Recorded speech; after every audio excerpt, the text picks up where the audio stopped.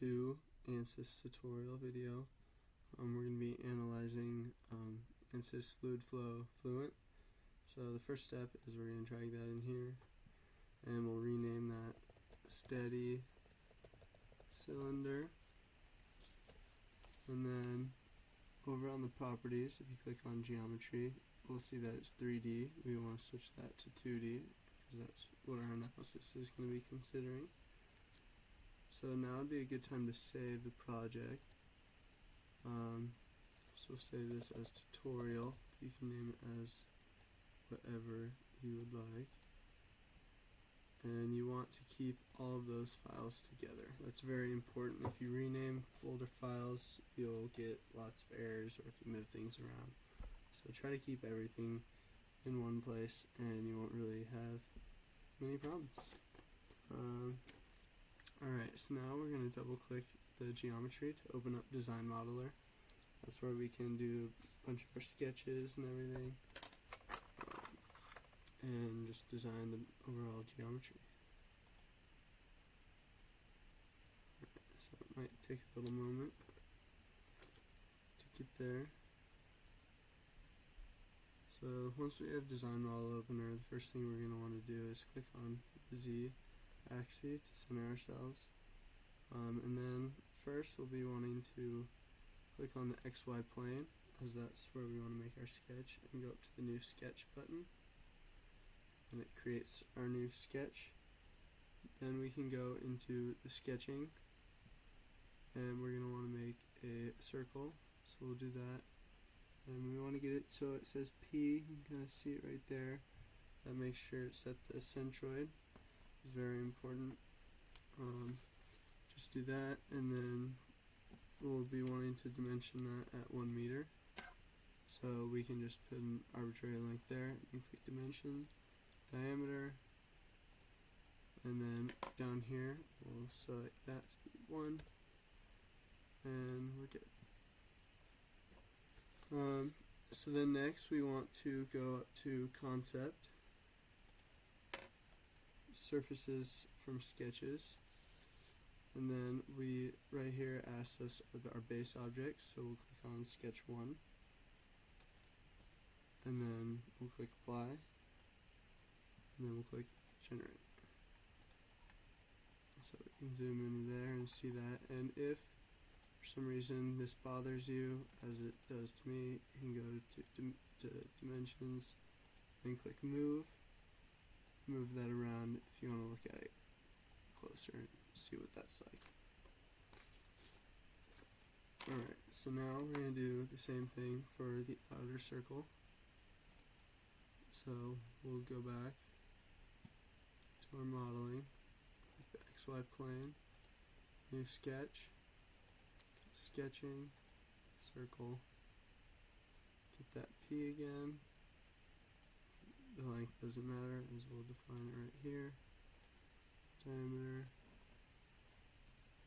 And this diameter we want to be 64 meters. So we'll go down here, 64, and we see that that's millimeters.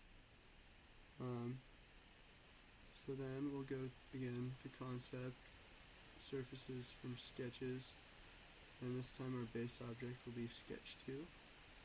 And we'll apply that, and then the operation, we want this one to be frozen, so we'll just double click that, or if you look there, add frozen, and that will make it so that the two shapes, or the outer circle, won't merge with the inner circle. And then we'll click Generate, and I'll zoom out to see that. So now we have our two circles. So now we want to go to Create, Boolean, and under Operation we want to subtract. So we can go and click Subtract, and zoom out. So then the target bodies we want be our second surface body, the larger circle that we just created. So we'll click that and apply. And the tool body, which is going to be subtracted out of the target body, will be the smaller inner circle, which is our first surface body. And then we'll click apply. And then we can click generate. And if we want to take a look at that, we will see that now the surface is the outer circle with the inner circle cut out. So that's all good. So now we'll want to make a bisecting line. So we'll go to sketch, or XY plane, it's again sketch, and I'm going to zoom out a little bit. So get back to that sketch, go to sketching, we'll click the line, and the C means that it's lined up with our origin or that axis of interest. So we'll just make that straight line, and it's, again, see the C. And then we'll go to modify, trim, and then we can slice that there, slice this bottom part off, and then we'll want to zoom in to the inner part. We'll slice there and there. Be careful not to cut these ones, those we want to stay intact. And everything's fine. Go to concept, lines from sketches, and we'll click the base objects. It's being sketch 3, those 2 lines. And we'll click apply. And then take that, we'll generate, make sure, get rid of the lightning, so now we have our lines right there. And then we'll go to tools, projection, and then we'll control click the edges on the graphic. Line from those lines. Click apply. And target be that surface. And we'll generate, make sure all that's saved. And then we will save our project. And just click that right there. And then we can exit Design Modeler. And that's our shape that we're going to be analyzing. So exit that.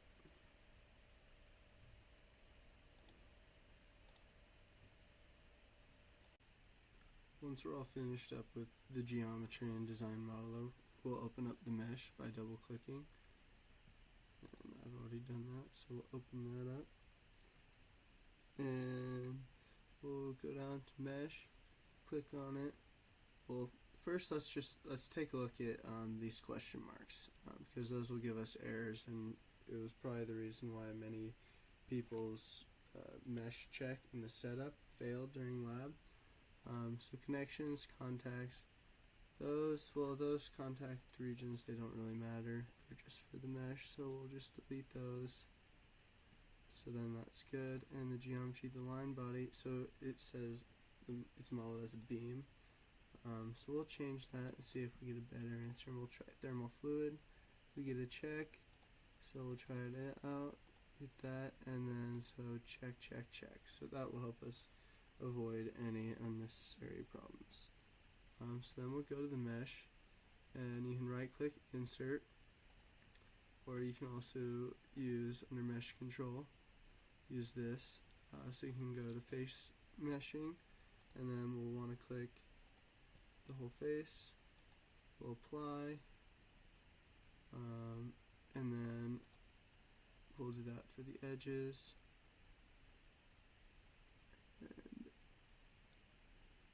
and that we'll use the sizing, geometry, we'll want to select the edge, and then we'll do the left and right side of the outer circle. We'll apply, we'll change this to number of divisions, and if you double click it will automatically do the next thing in there, so the second one is number of divisions, so behavior, double click, we'll make that hard, and on that one we don't want any bias, but we will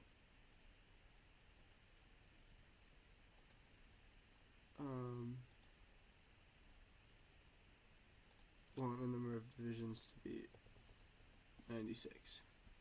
So then that's all good. And then we'll right click, insert sizing, and do it there. Again, so this time I want to click the top edge, apply, type, number of divisions, 96, and then behavior, hard, bias, we want this one, as the mesh will get more refined towards the center, and the factor we'll set to 460. And you can kind of see that right there. Let's take a look at that. So the mesh is getting more refined. And then, so we'll do the same thing for the lower one. Divisions, change that to 96. Hard. And this bias, we'll want it to be the second one, to make sure that it is more refined in the middle, and we can visualize that. There we see that it's more refined in the middle. So that is all good. So then we'll want to go and update our mesh. And we'll just update, generate the mesh. And then there we have our mesh, and we can visualize that. If you want to take a closer look inside, you can see that it's more and more refined, which is what we want. And once we've done all that, then we're all done with mechanical. Make sure we've updated and generated and everything. We have all check marks, and then we can move on to sizing. So we'll exit out of mechanical and go back to workbench. One thing I forgot to mention was that we wanted to make some name selections. So we'll just go and do those really quick. We want to select our left edge, right click, create name selection for our field 1. Verify it right there. Right side, same thing for our field 2. And then we can use that right click, zoom in feature, what we want to look at, and we'll click both of those. Right click, create name selection, name that cylinder wall. And now that we have those named selections, we're good. So we can make sure everything's all moved over and exit out of mechanical. Alright, once we have the mesh done and everything, we can move on to setup. So double click that, ensure it's on double precision.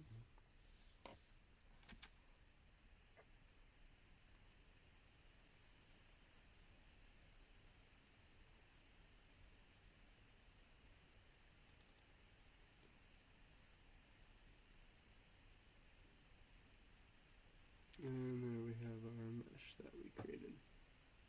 So we'll go into info, click size to make sure it matches to all the numbers we had before. And then we'll do a check, rinse through, check the mesh, no errors, good to go. And then we'll go to setting up physics. And at materials, we'll go to create/edit. And density we'll set to 1, and viscosity will be 0.05.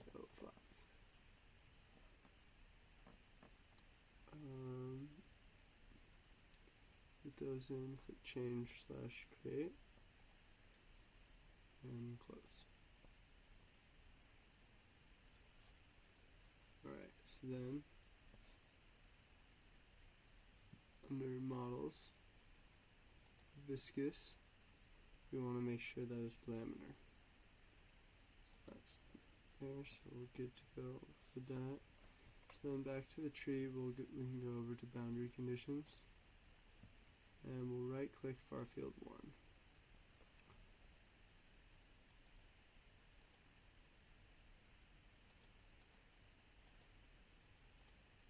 Yeah, so in the tree, oops. So you want to go there, and then we'll right click and go to type. In there, we will choose velocity inlet. And velocity specification method. We'll select components, and X velocity will be set to 1. Click OK. Far field 2 will change, again, in the tree will change to pressure outlet, and that's all good. And then cylinder wall, we can already see that it's wall, but we can take a quick look. Double check, says wall, good to go. Everything's chilling over there. So then back to the tree, we can go to reference values, and we'll compute from, we'll select far field 1, and we want to make sure density is 1, viscosity is 0.05, and that our velocity is 1. So we see that's all good. Don't have to worry about the other defaults. So then we can go to solution. And first we'll go to solution methods.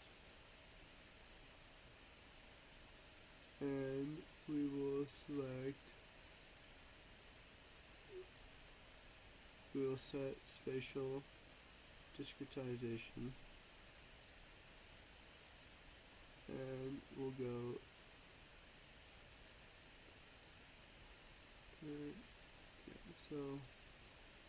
so we'll just click right there, and then on the momentum we just want that, because here's our spatial discretization. Here on momentum, make sure that's second order upland, and then we'll go to the monitors,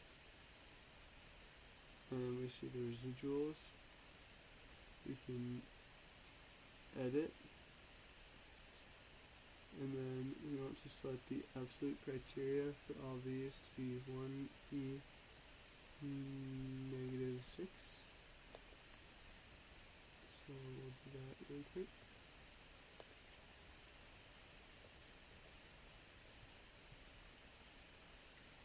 And click OK.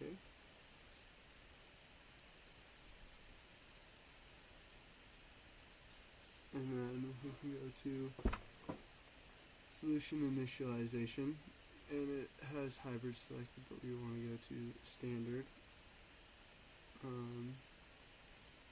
and compute from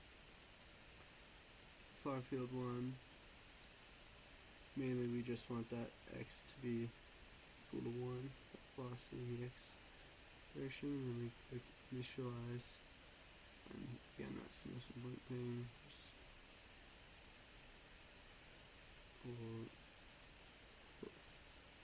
We'll save the project.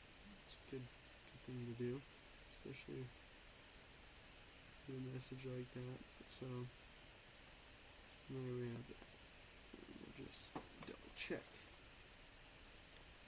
So then we can go, if we click on it again, make sure we're good to go. So then we can go to run calculation. Number of iterations, we're going to choose 2000. And right here you might have to click calculate twice. So then it starts calculating, and this is where you can wait a moment. It'll take time to do this. I'm going to do this because I like to make sure my work can be seen. Now it also, especially if you have a bigger model or more nodes, more calculations, more analysis, this would be a great time to do some of those hand calcs, because all these ANSYS simulations should be verified with hand calculations to some extent.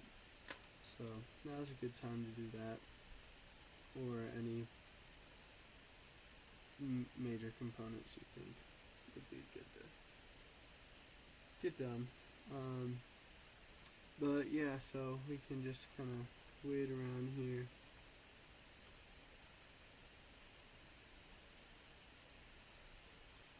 But yeah, doing the hand calcs is very good practice. But this shouldn't take too long, so I'm going to do my hand calcs later.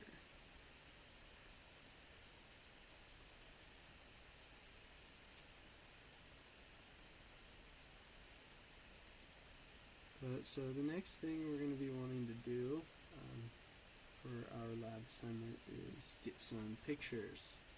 So once this is completed, we'll be able to get a picture of it, and we can do that by going to File and Save Picture, or there's this little camera button that you can save the picture, but it's really important that you know the file location, because things can get lost in the deep folders of ANSYS. And after we do all the calculations, we can have some fun with some visual graphics, looking at the velocity, and contour plots, and streamlines, and that's the fun part. But yeah, so you can kind of see we've got a little bit of time.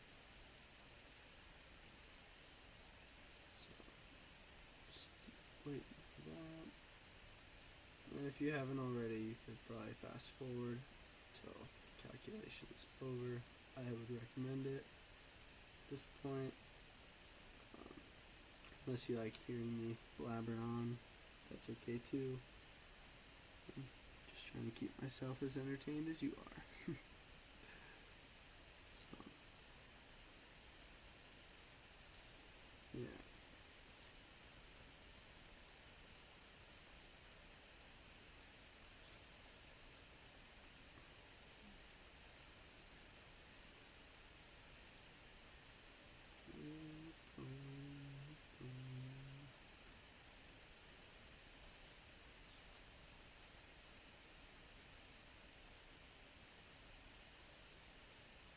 Yeah, and I want to emphasize the mesh is a really important step, especially on smaller sections of your model or areas that you are really concerned about the accuracy of. Those you want to make sure you have a really refined mesh to get a really accurate calculation and simulation on there.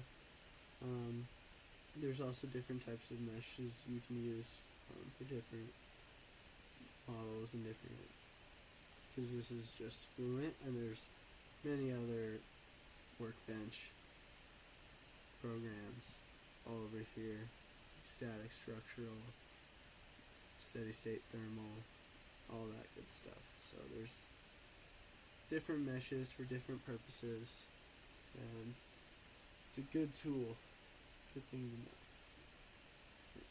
know. And once our calculation is complete, we'll get that, and we see, again, you can change this, the size of that. I can read it just fine. So then we're going to go, I'll show you the file, save picture method, and we want to have color to JPEG color, and we want to unclick the white background. And we'll click apply, and then let's make this a little bit bigger. And so we can save that. And again, you can kind of get lost, so we'll just go into the ANSYS tutorial. And so that will mean that. We'll click OK.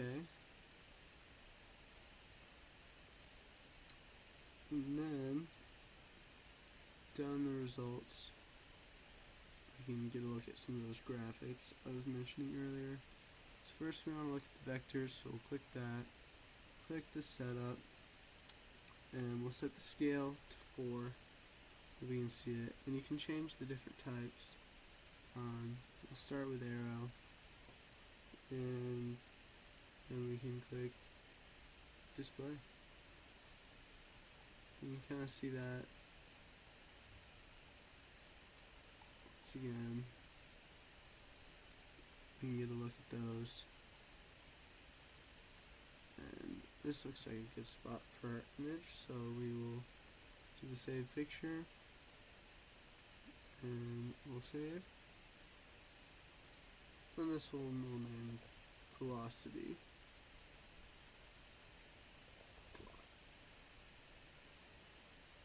And we'll save that. And we can play around with this if we wanted to. We could change it to be have cones.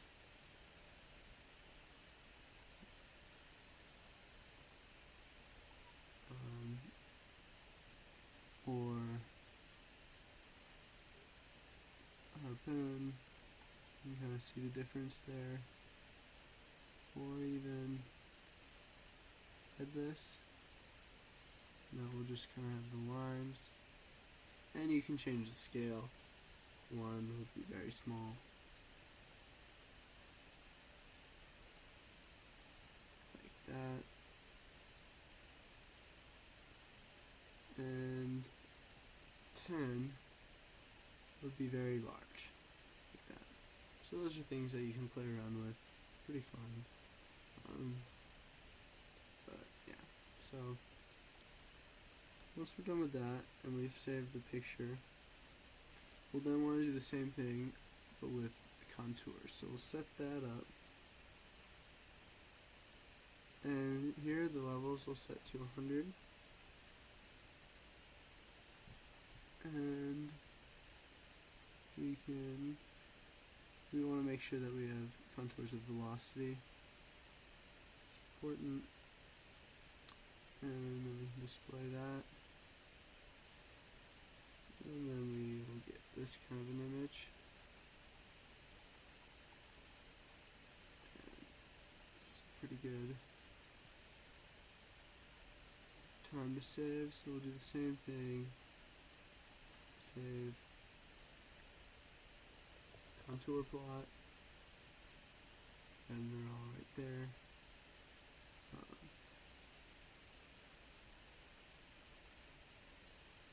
And then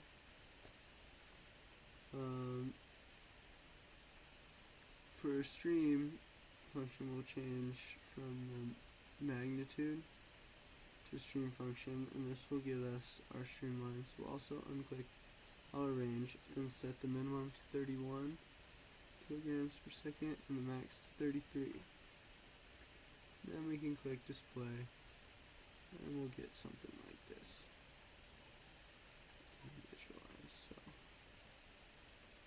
go and then save. And change that to streamlines. That's all good. And now finally, to get a result of the forces and everything, we want to go to report, and we'll click forces, set up, and we'll click print. And so at the bottom here we see the forces and information, and we want to take a screenshot. So it's kind of tough to get all this in here, but if your screen is large enough, you can click this and pull it out. You might want to try to go somewhere, but can just kind of manipulate it, get it to where you want, so that we can see the whole thing. And then we can just do a little snip. Oh, want to make sure that that is away.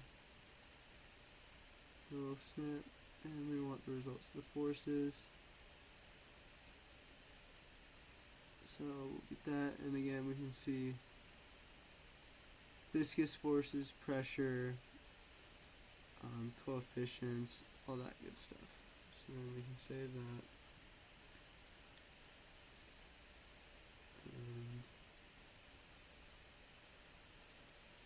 And there, and this is the directory. This is why it's important to remember where your pictures were. See, I even forgot a little bit there. And then we'll save that as results. And then to verify, we can just go back and go through, find out where we had everything, and these are all the pictures, and we can look at them and use them in a report. And with that, we're done. Thanks for watching.